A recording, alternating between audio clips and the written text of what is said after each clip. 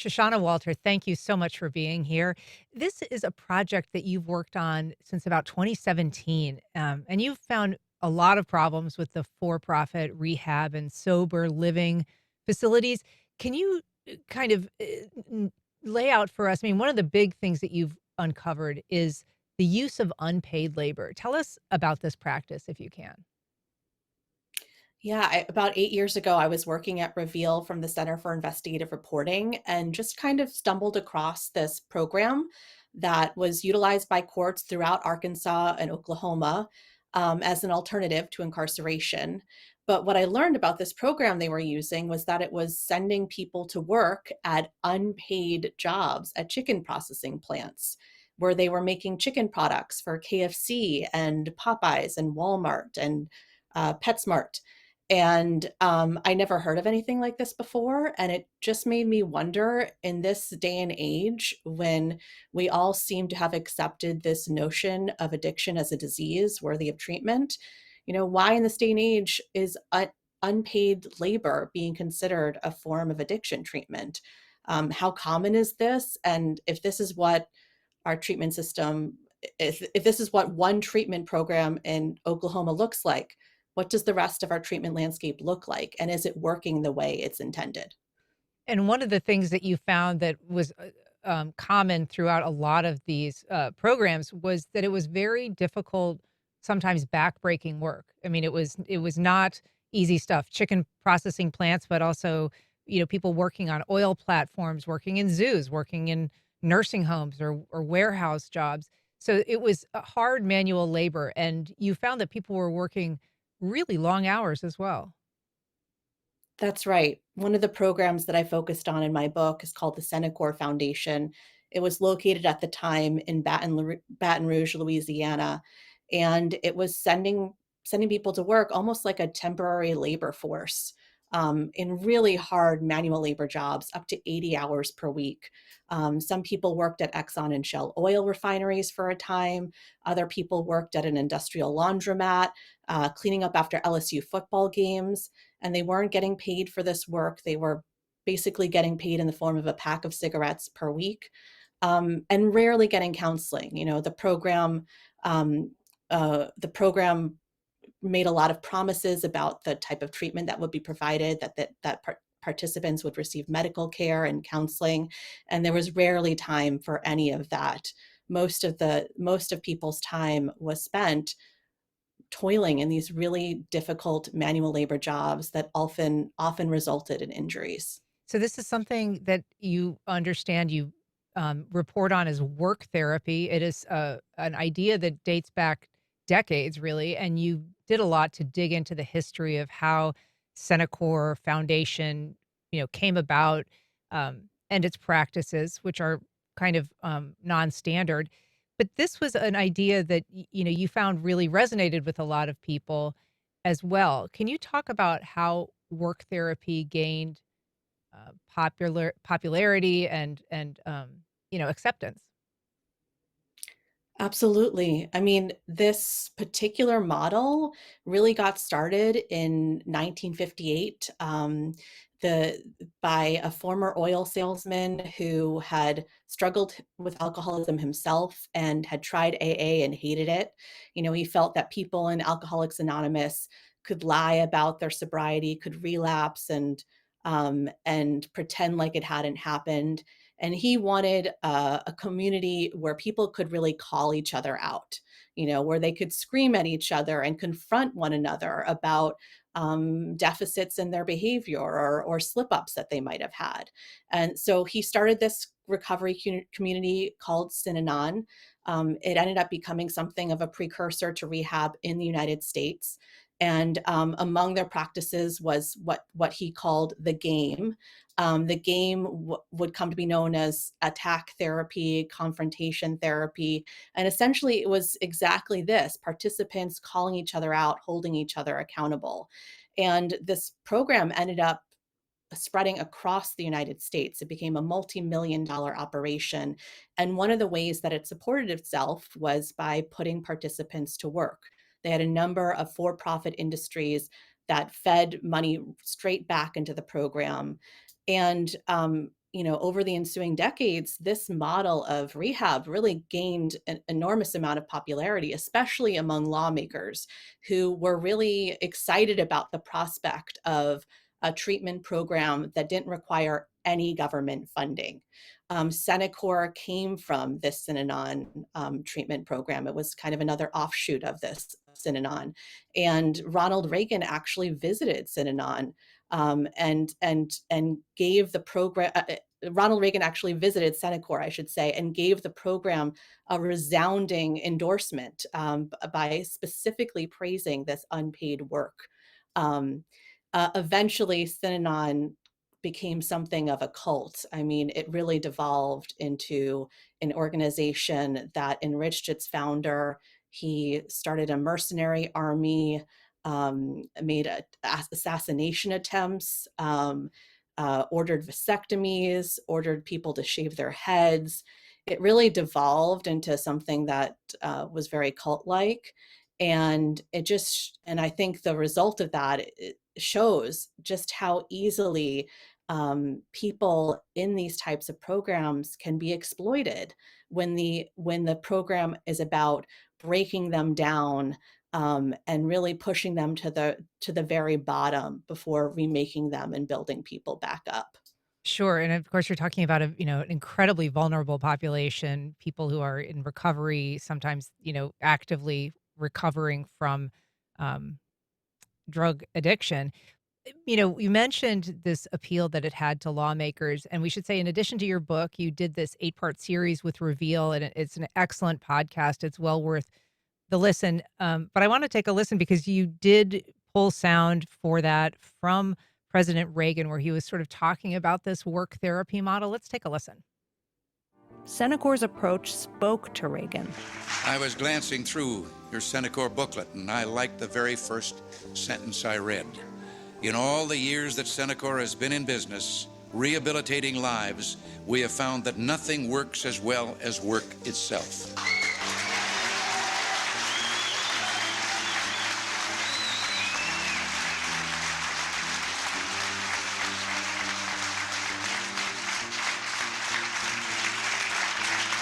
And work is therapy.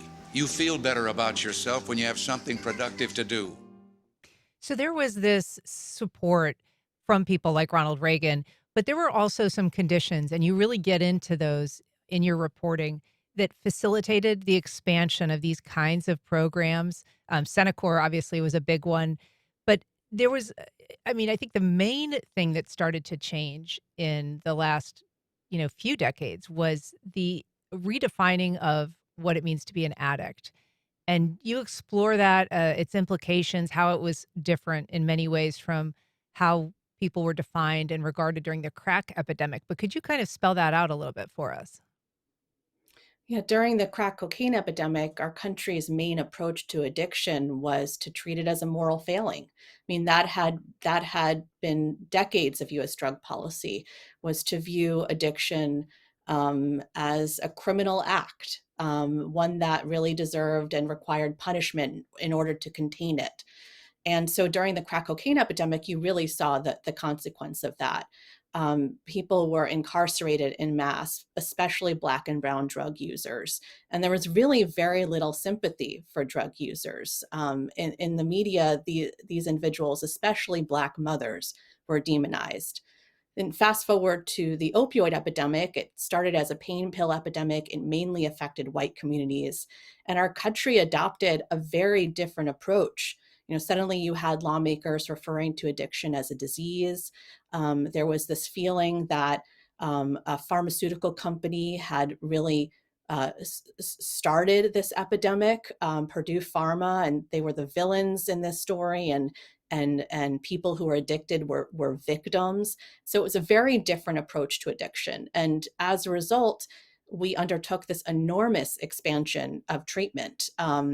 First with the launch of Suboxone, the gold standard opioid addiction medication in 2002, and then with the Affordable Care Act, which expanded coverage of addiction treatment to millions of Americans. So we really undertook this very different approach to addiction. And I think there was this hope that treatment would be the solution to this growing drug epidemic. But what we saw over time is that overdoses actually continue to increase. And the system that we have is really not functioning in the way that lawmakers had once hoped. And so the expansion of the Affordable Care Act was kind of one manifestation, one way that this for-profit rehab industry grew. Another was criminal justice reform. And I wonder if you could sort of take us through how that played out as you have, courts like lawmakers perhaps looking for alternatives to the punitive model, sometimes state law requiring an alternative to be provided. Absolutely. This unpaid labor model that we were discussing, I think that it has seen a resurgence during the past 25 plus years of the epidemic, because now we have many more drug court and diversion court programs that aim to provide people who are charged with drug related offenses with alternatives to incarceration into jail. And that in theory is a really great thing.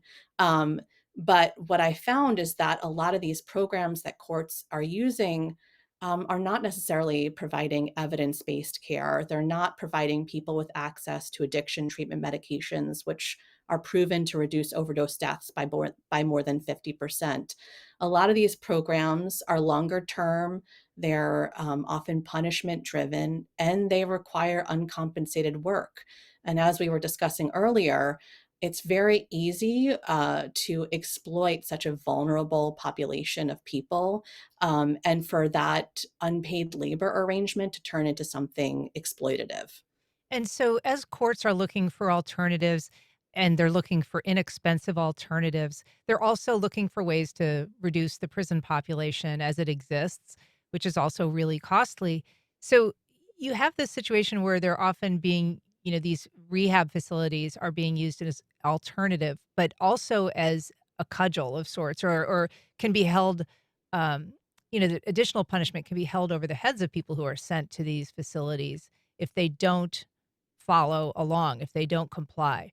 And so that vulnerability that you're talking about is increased. And you talked to some people, I mean, you talked to many people that have been through these programs, and their stories are really harrowing, but you found people who felt that they were really trapped in a system where they were having to work brutal jobs, very long hours for zero compensation, but the alternative would be to be facing, long felony sentences in prison. That's right. I mean, for all the cultural change that we've seen around addiction in this country, there are still many people who believe that the best way to treat someone who's addicted is through punishment, is through breaking them down until they almost no longer resemble themselves. And there's this belief that work is going to transform people. Um, I, I know from reading studies on this that work is an essential element of long term recovery. I mean, someone who enters recovery or is aiming to be sober really requires a lot of resources in order to be effective. This is what researchers refer to as recovery capital. These are the mixture of resources that people need in order to enter and sustain long term recovery. And that can include community, social support, housing, job, food, transportation. So, work is certainly a really important aspect of that. But I talked to hundreds of people who went through these types of programs, and many of them described this feeling of being forced to work in an unpaid job, often dangerous unpaid job, as creating a feeling of hopelessness, of um, a lack of worth, and that is very detrimental for somebody who's trying to recover from addiction.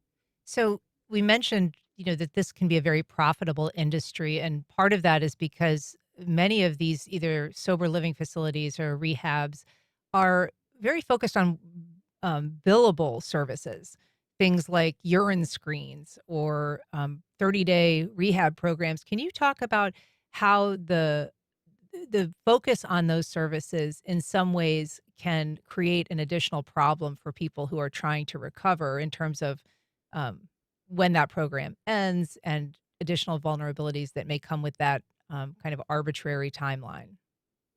Absolutely. So we now know that 30-day programs, someone who completes a 30-day program, is actually more likely to overdose and die in the year after treatment than someone who failed to complete that program at all. So, and 30-day programs are often the maximum amount of days that insurance companies are willing to cover.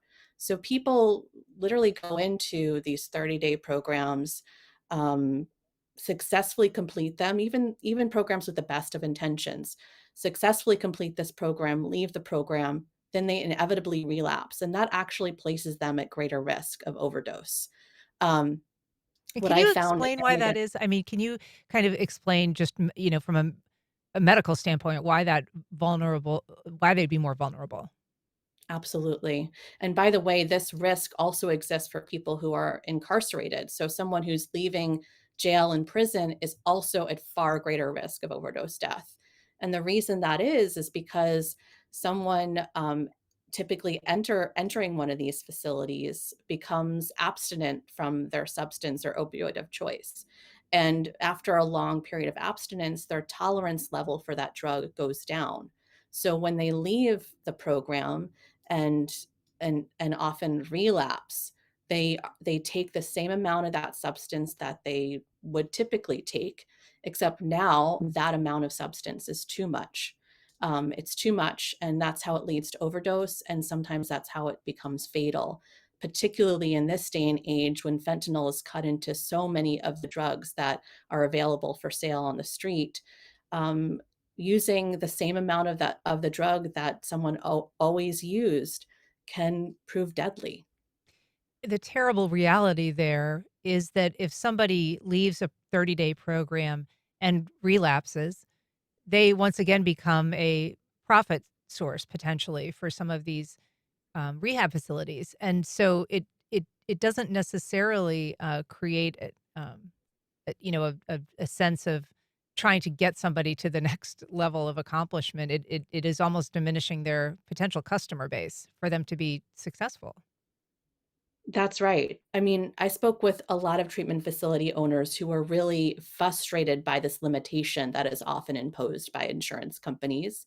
And then there are a lot of treatment facilities that just have built this high relapse rate into their business model. I talked with one treatment company owner who referred to this as a cycler. You know, people go in, they come out, they relapse, and then they come back in again. And he actually employed staff who would call former patients of his facility, find out if they relapsed, and then, especially if they had really good paying insurance policies, re-enroll them in the treatment program. So it really does become this cycler of repeat customers. You also found in California that after they adopted some criminal justice reforms, that there were some facilities that were actually kind of getting rid of their regular customers in preferring this steady stream that was state funded, that was going to be coming through the courts to them, and were a little bit more of a known quantity in terms of the money and the dollars that would attend um, their arrival. That's right. I think what we have found in the aftermath of the Affordable Care Act and other similar state level policies, treatment facilities follow the money. That's not always necessarily a bad thing.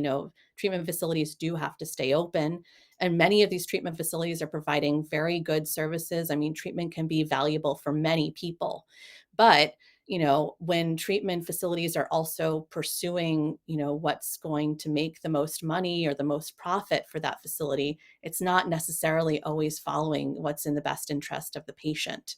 And so you see facilities really adopting really predatory business tactics in order to make the most profit that they can.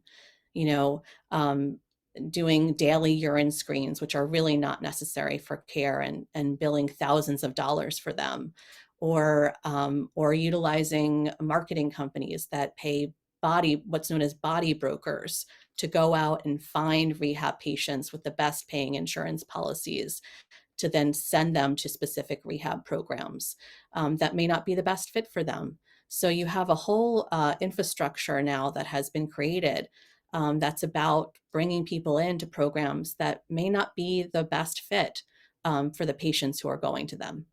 I think you touch on, and it is important to note that obviously rehab and sober recovery programs work for people. They can be incredibly helpful. They can be life saving, and so there are a lot of benefits to a lot of programs.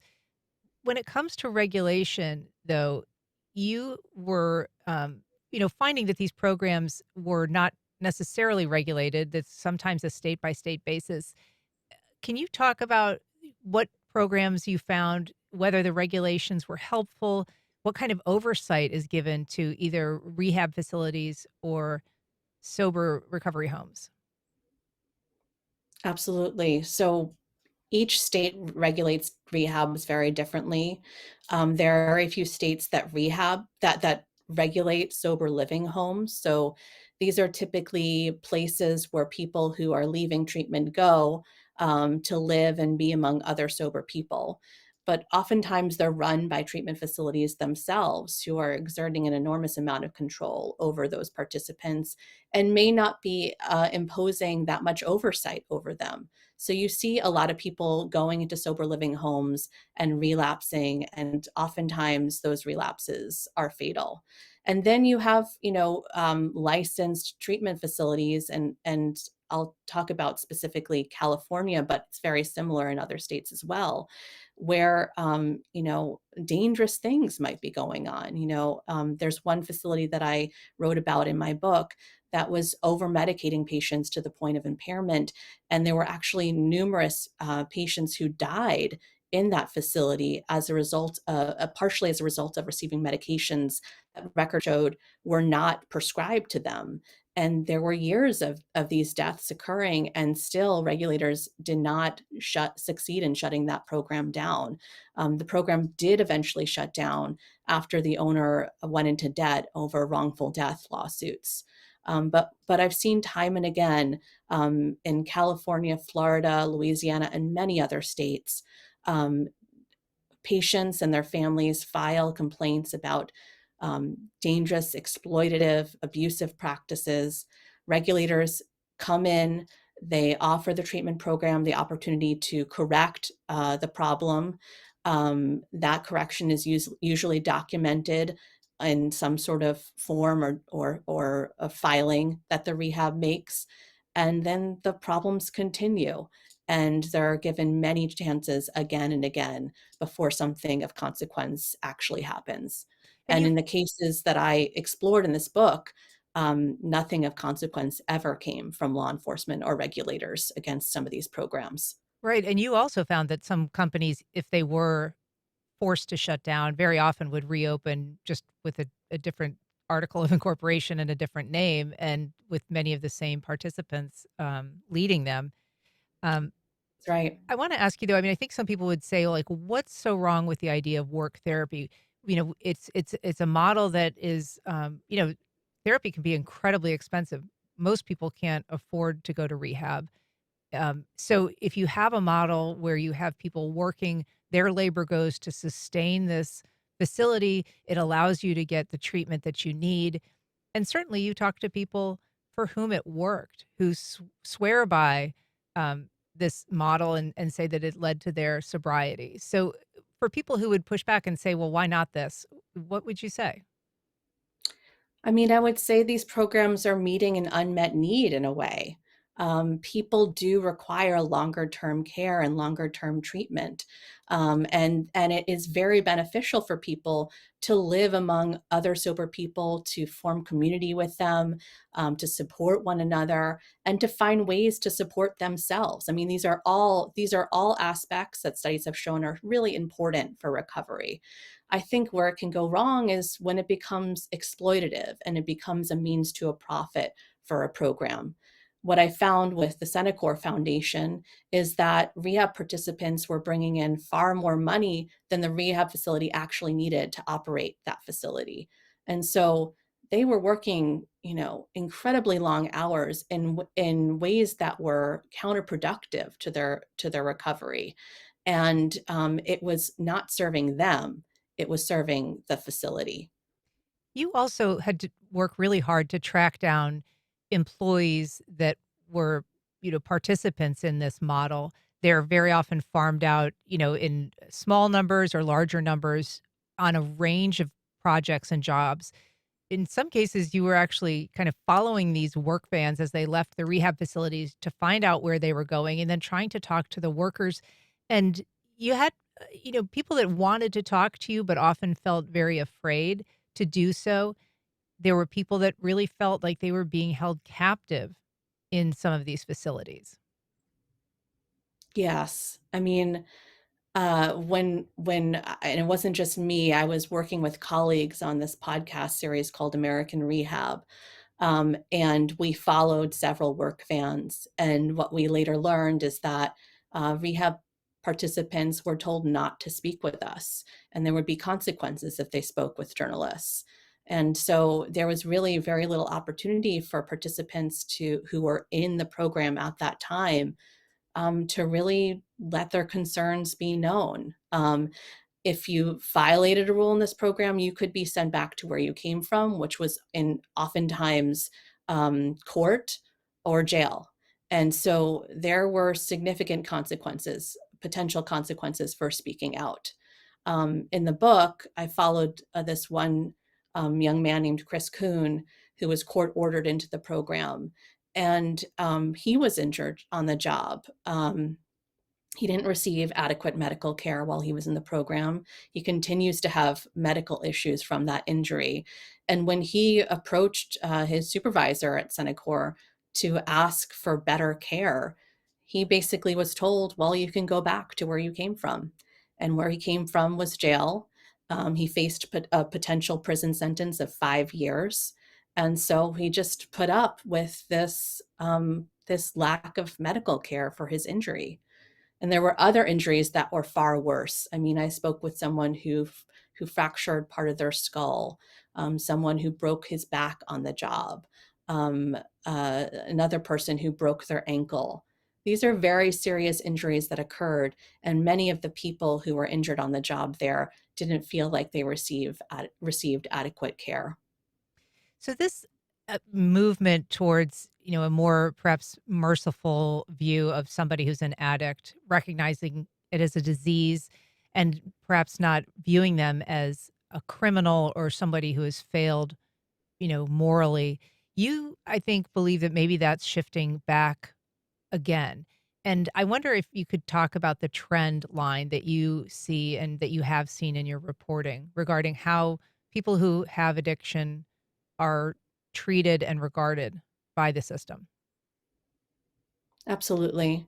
I mean, I will say that I think over the course of this opioid epidemic, as more people have come to accept this idea of addiction as a disease, more people have also begun to speak out about their addictions, to speak out about their recovery.